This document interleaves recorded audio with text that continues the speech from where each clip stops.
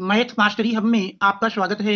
आज हम UP board परीक्षा 2024 की दृष्टि से आव्यूह समीकरण के एक महत्वपूर्ण प्रश्न को हल करेंगे, जो कि 8 अंकों में पूछा जाता है। और इसी प्रक्रिया के तहत हम प्रतिलोम आव्यूह अर्थात ए इनवर्स का मान निकालना भी सीखेंगे। तो सर्वप्रथम हम दिए हुए समीकरणों को आव्यूह समीकरण के रूप में लिखते हैं। हमारा दिया हुआ आव्यूह समीकरण है, 3 समीकरण दिए हैं। तो सर्वप्रथम इन दिए हुए समीकरणों को आव्यूह समीकरण ax = b के रूप में लिखने पर आव्यूह समीकरण ax = b के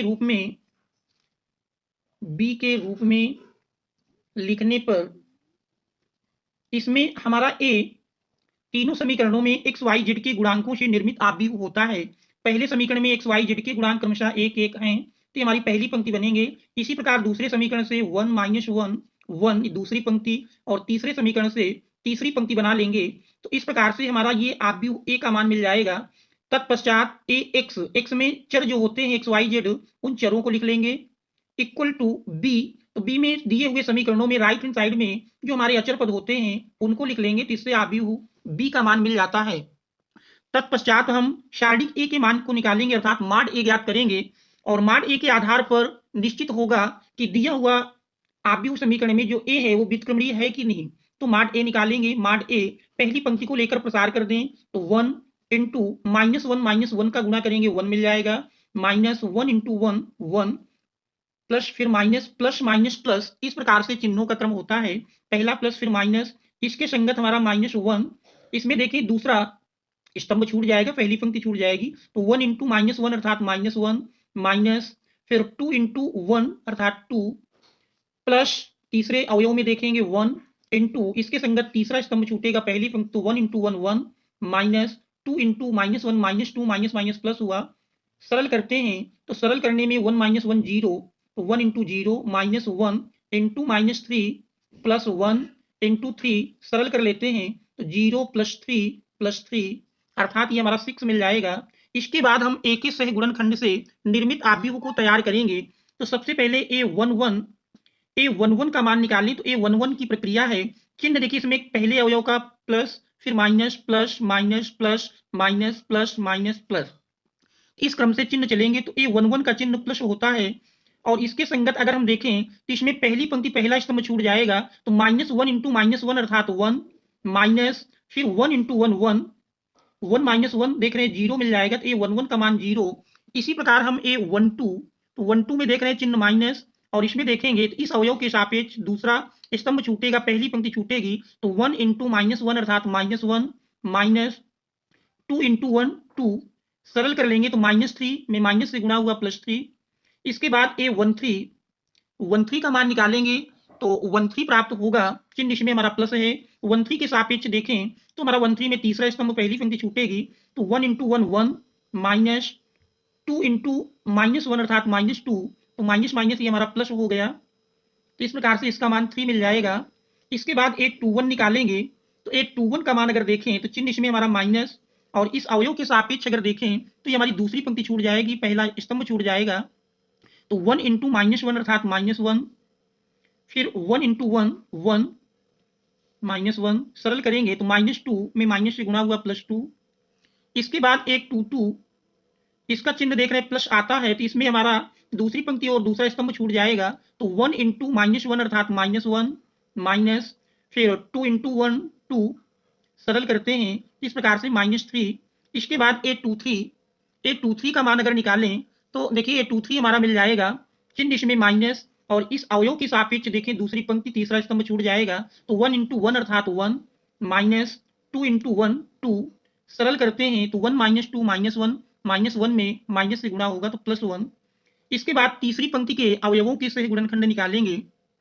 a31 का मान देखें तो प्लस माइनस प्लस चिन्ह इसमें हमारा प्लस है और इस अवयव के सापेक्ष तीसरी पंक्ति पहला स्तंभ छूट जाएगा, तो 1 इंटू 1 1 माइनस -1 में 1 से गुणा होगा -1 माइनस पहले से लगा है +1 हो गया।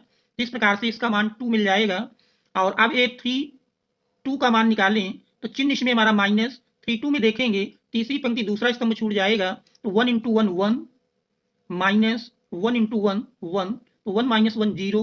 a33 का मान निकालें तो चिन्ह इसमें हमारा प्लस और 33 के सापेक्ष तीसरी पंक्ति तीसरा स्तंभ छूटेगा, तो 1 इंटू -1 अर्थात -1 माइनस 1 इंटू 1 1, सरल कर लेंगे तो -2। अब हम ए के सहगुणनखंडों से निर्मित आव्यूह को तैयार करेंगे। ए के सहगुणनखंड से निर्मित आव्यूह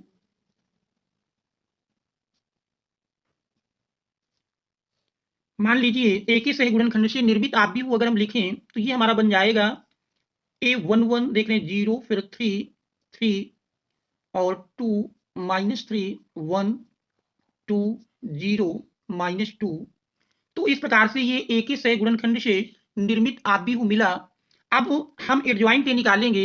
एडजॉइंट ए निकालने की प्रक्रिया है, एडजॉइंट ए इक्वल टू होता है, अगर ए के सहगुणनखंड से निर्मित आव्यूह को हम सी बराबर मान लें तो सी का परिवर्त आव्यूह अर्थात सी डैश निकाल लेंगे, वही हमारा एडजॉइंट ए का मान होगा।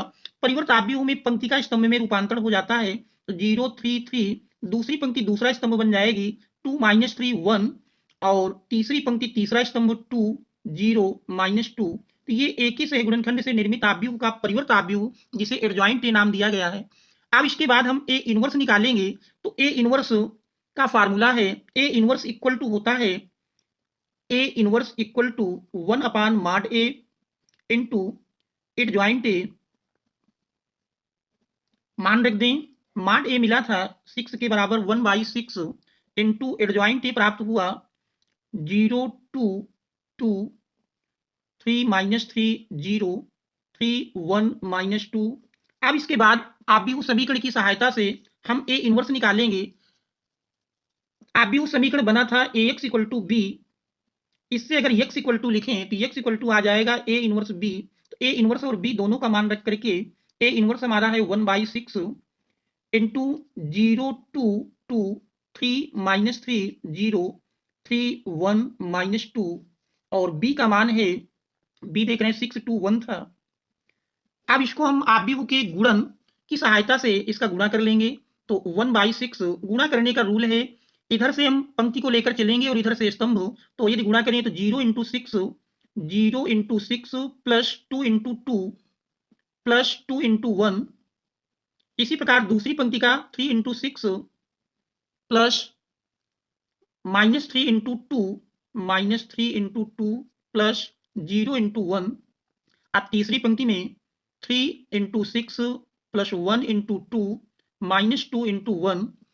देखिए सरल करते हैं तो सरल करने में 1/6 0 × 6 6 अर्थात 0 और 6 का गुणनफल करेंगे 0 मिल जाएगा, और 2 और 2 का गुणनफल 4 हुआ, प्लस 2 और 1 का गुणनफल 2, और दूसरी पंक्ति में 6 3 18 -3 9 6 प्लस 0 से 0 हो जाएगा 6 3 18 प्लस 2 -2।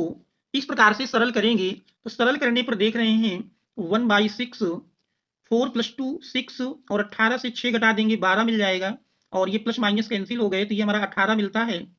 अब यदि हम 6 से भाग दे दें तो 6 कम 6 6 दुनाई 12 6 3 18, दोनों ओर से तुलना करेंगे तो तुलना करने पर x = 1 y = 2 और z = 3। तो इस प्रकार से ये x y z के मान प्राप्त हो जाते हैं। तो बच्चों यदि चैनल में आप नए हैं तो चैनल को सब्सक्राइब कीजिए, अपने मित्रों को शेयर कीजिए एवं वीडियो को लाइक कीजिए, और इस प्रकार से इन प्राप्त मानों को जो हमारे आव्यूह समीकरण दिए थे किसी भी समीकरण में रख करके जांच कर सकते हैं, और रखने पर अगर समीकरण संतुष्ट हो जाते हैं तो हमारे जो भी मान प्राप्त होते हैं वो मान हमारे सही होंगे। जैसे हम पहले समीकरण में रख करके अगर जांच करें, हमारा पहला समीकरण था x + y, जो पहला समीकरण दिया है x + y + z = 6, इसमें अगर हम x y z के मान रखें, x 1 मिला है, y 2 और z 3, इस प्रकार से देख रहे हैं 1 + 2 + 3 6 आता है, अर्थात 6 = 6। इसका मतलब हमारा दिया हुआ जो आंसर प्राप्त हुआ है वो हमारा सही है। Thanks all of you for watching.